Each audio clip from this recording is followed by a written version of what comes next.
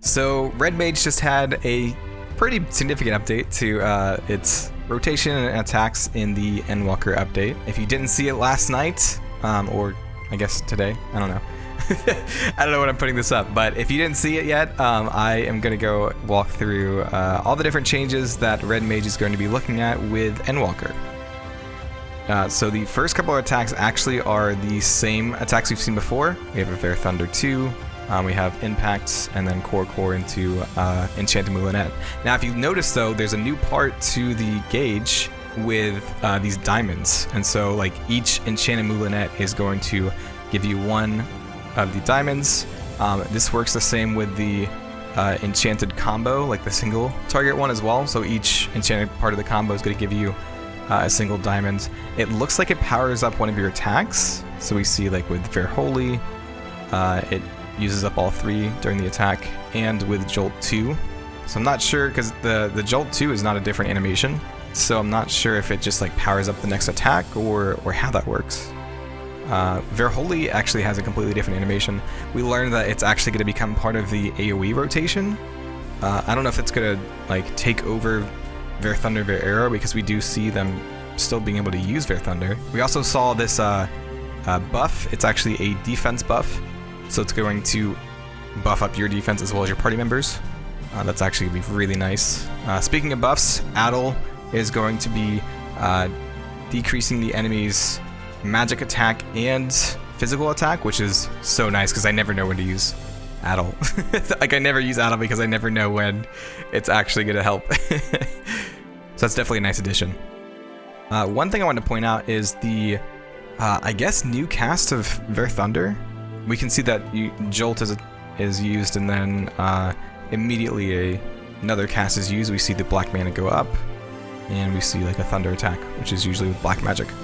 It uses actually the same red magic circles, which is interesting, as well as these crystals, which is seen in Scorch, actually.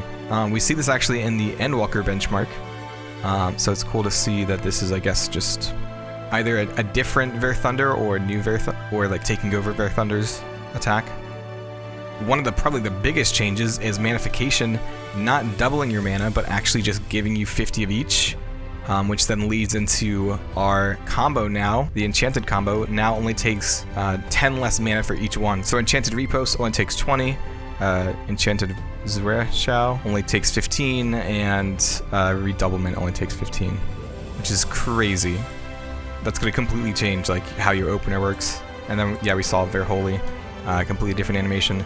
And then Scorch is also different. You can see that like before in Shadowbringers expansions, it was these lines of Dark Thunder that circled around it.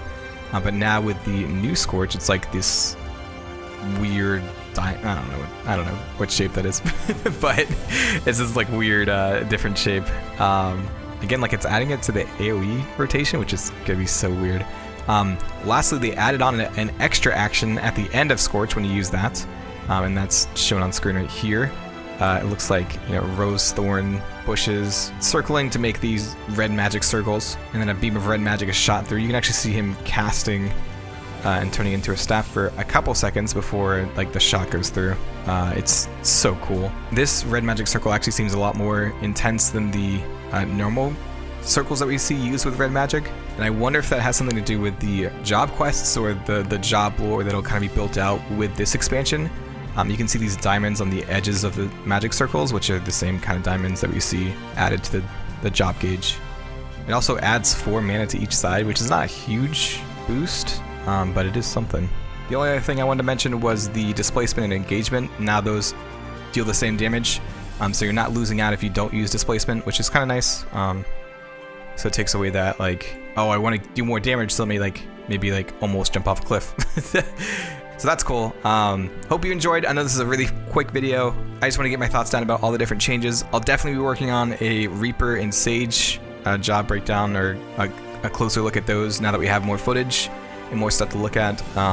So yeah, if you enjoyed this, if you want to see more, I've done some videos that are a little bit more edited, a little bit more scripted out for Red Mage, Reaper, and Sage. They'll be on screen, and I'll be working on, you know, new content for all these changes.